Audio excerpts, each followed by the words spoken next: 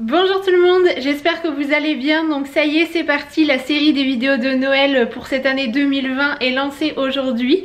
Donc j'espère que le planning que j'ai prévu vous plaira, et aujourd'hui on va parler déco puisqu'il est grand temps d'installer le sapin et toute la décoration dans la pièce de vie principalement pour Noël, pour faire un petit peu entrer la magie et la féerie de cette période de l'année que j'aime tant. Et comme je vous le disais dans mon dernier vlog, je crois que voilà, que cette année plus que jamais on en a un petit peu besoin, donc je suis trop excitée. Et je vais tout d'abord commencer par l'installation du sapin. Bon, comme les années précédentes, je vais placer le sapin dans cet espace-ci, dans l'angle en fait.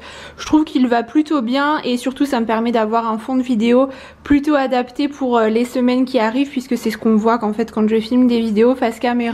Et j'aime bien cet emplacement, donc par contre je vais devoir retirer le meuble puisqu'il n'était pas là l'année précédente. Je l'ai construit entre temps, mais il va falloir faire de la place.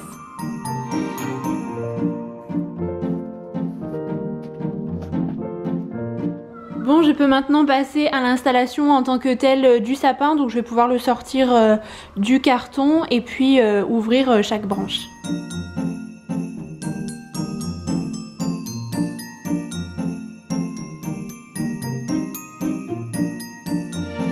Toutes les décorations de Noël sont stockées dans ces trois boîtes là. La plus grande ainsi que celle-ci contiennent les décos que je mets un petit peu partout dans l'appartement. Et celle-ci c'est vraiment tout ce qui est dédié au sapin, donc les boules, les guirlandes, etc. Donc maintenant je vais pouvoir passer à l'installation des guirlandes, je crois qu'elles sont par là. Bon, et le petit rituel pendant ce moment là de l'année, c'est l'écoute d'une playlist de Noël classique, mais ça fonctionne toujours.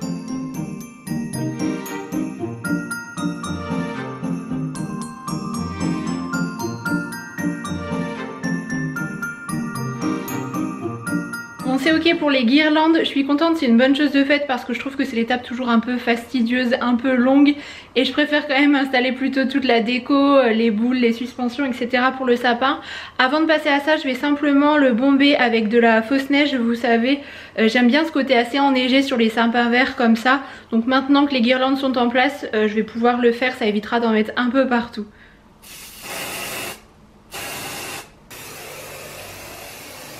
Et j'aime bien insister à certains endroits, par exemple comme celui-ci, pour avoir un côté un petit peu plus prononcé. Et pour la déco du sapin, je m'organise avec des boîtes comme ça en carton, vous savez, que je reçois dans des colis, ou là c'était par exemple une paire de boîtes à chaussures, là-bas une boîte d'un sac à main. Ce sont des boîtes qui sont quand même assez résistantes et du coup ça me permet de pouvoir ranger tout ce qui est boules un petit peu fragiles, vous savez, en verre. Donc ça c'était directement la boîte de chez Maison du Monde. Ici par exemple j'ai mis plutôt tout ce qui était petites suspensions, etc. Ça n'est pas fragile, donc je peux les empiler.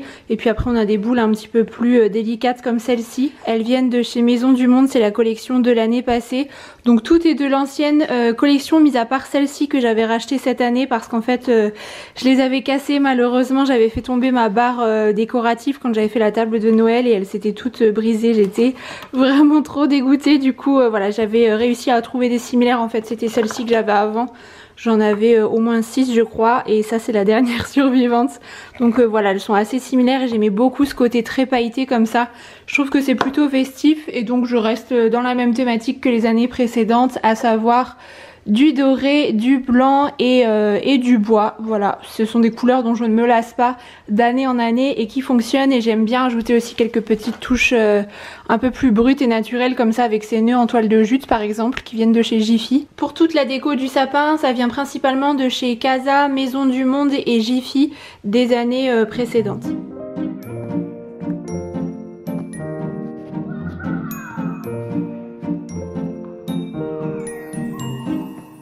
Bon, je suis contente, le sapin avance bien. D'ailleurs à chaque fois j'essaye de répartir de manière un petit peu homogène les différentes boules et suspensions que j'ai, vous savez, pour que les couleurs et puis les matériaux aussi soient plutôt assez bien répartis. Vous voyez, j'essaye vraiment de mixer entre les éléments qui sont en bois, ceux qui sont plutôt en verre. Là on a de la fausse fourrure pour que ça soit assez équilibré. Je suis toujours aussi contente de retomber sur ces suspensions que j'avais réalisées dans une vidéo DIY pour les fêtes il y a 2 ans d'ailleurs maintenant.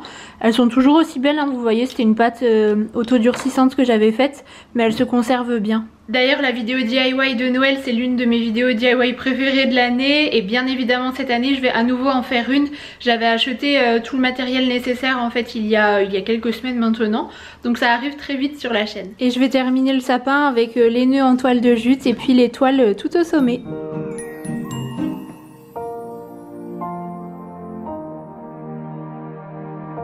Eh bien écoutez, mission accomplie pour le sapin, il est terminé, il est assez bien garni mais moi je fais partie des personnes qui aiment bien que le sapin soit assez fourni en fait en termes de décoration. J'aime que ça soit chargé en termes de lumière, on est à 1000 LED là environ, j'ai mis 2 guirlandes de 500 il me semble donc il est plutôt bien lumineux. Et puis également en termes de suspension et de boules, voilà moi c'est le genre de déco en tout cas qui me convient. Bon, le sapin étant terminé, je vais pouvoir passer à la déco que je vais disposer plutôt sur les meubles, donc notamment le buffet qui se trouve derrière moi, le meuble télé, la table basse et puis peut-être quelques petits éléments au mur, mais je vais essayer de mettre les éléments à des places différentes des années précédentes pour que ça change aussi un petit peu. Dans ces boîtes également, là j'avais rangé plutôt ce qui était un petit peu fragile, vous savez, qui risque de s'abîmer avec des bougies, mes petits carousels que j'adore, des sapins en porcelaine comme ceux-là que j'adore, ils viennent de chez Sostrengren d'ailleurs.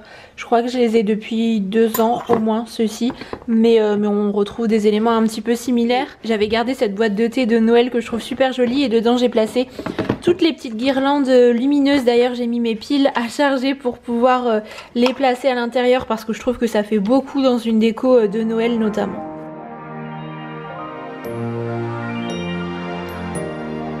Ça y est, j'ai tout sorti, j'ai placé tous les éléments sur la table, comme ça me permet vraiment d'avoir une vue globale de ce que j'ai et de pouvoir ensuite répartir les différents éléments. Moi je décore uniquement la pièce de vie, c'est suffisant ici. Je suis contente parce que j'avais ces bougeoirs, vous savez, dorés, il y a de la cire qui a coulé mais pour le coup ça me gêne pas beaucoup. Et j'avais peur de ne plus avoir de bougies chandelles et en fait j'en ai retrouvé 3 au fond d'un sac, donc c'est parfait.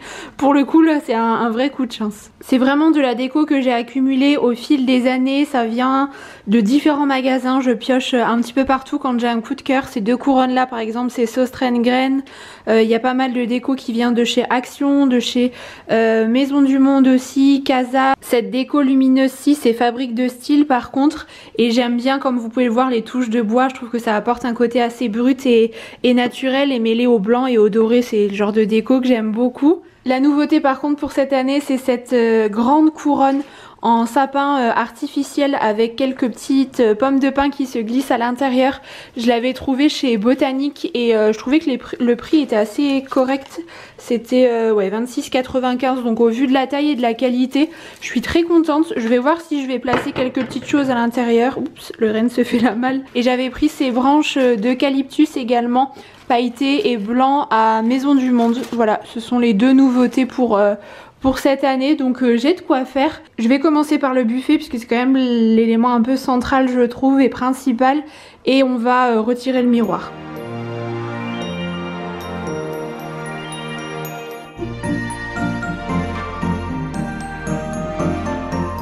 Je vais pouvoir mettre les piles dans les guirlandes lumineuses. Moi je fonctionne avec des piles rechargeables. J'ai celles de chez Amazon et celles de chez Action et j'en suis très contente. Comme ça me permet de les recharger une fois que les piles sont épuisées.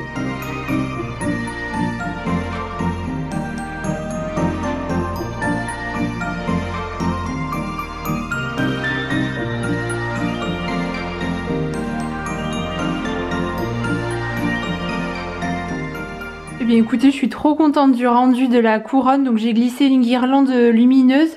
J'ai fixé tout ça avec un ruban en toile de jute simplement sur le mur. Il y avait déjà un trou.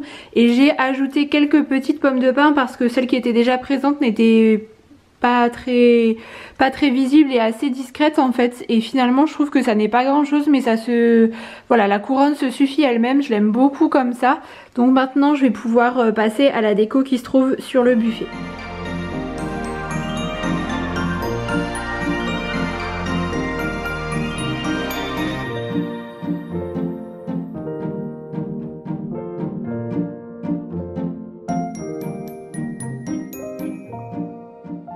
Je suis retombée sur cette suspension aussi que j'avais créée l'année dernière en DIY, donc je vais replacer correctement la guirlande lumineuse et je pense que je vais l'accrocher. Bon voilà ce que donne un petit peu la suspension, j'aime beaucoup, on dirait des petites lucioles qui volent comme ça avec les plumes. Ça apporte beaucoup de légèreté, ça ne charge pas trop du coup le mur je trouve. Et maintenant je vais pouvoir passer au meuble télé, donc je vais retirer toute la déco.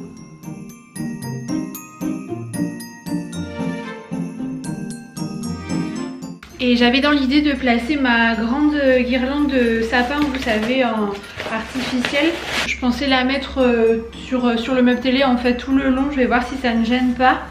Et ça met de la neige partout par contre.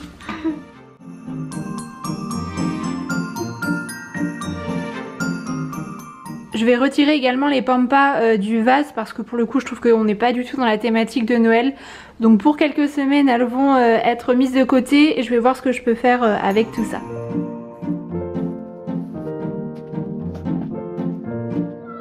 Personnellement je ne change pas les coussins, on a vraiment les mêmes toute l'année, je n'ai pas des plaids ou des coussins uniquement pour Noël, donc de ce côté là ça ne va pas bouger. Pour la table je vais simplement retirer ce support en bois, il vient de chez Audio d'ailleurs, on me demande souvent d'où est-ce qu'il provient et je vais faire un petit centre de table qui est un peu plus dans l'esprit de Noël.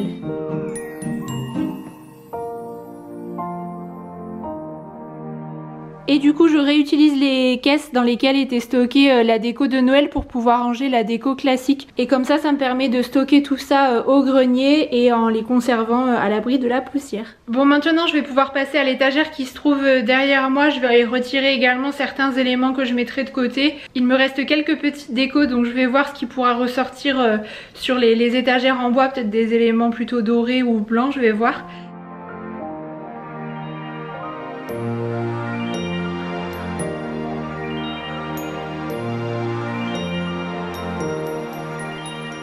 Je suis retombée aussi sur le calendrier de l'Avent que j'avais confectionné l'année dernière. J'avais fait une vidéo d'ailleurs à ce sujet où je vous proposais 3 DIY pour les calendriers de l'Avent différents si jamais vous voulez jeter un petit coup d'œil. Mais en tout cas il est toujours aussi beau. Et bien écoutez, je crois que toute la déco est en place, ça y est, j'ai terminé. La lumière commence un petit peu à baisser mais ça devrait encore aller, mine de rien ça prend du temps d'installer tout ça. D'autant plus en filmant les différentes étapes, mais j'espère que ça vous plaira. Donc c'est parti pour le rendu final.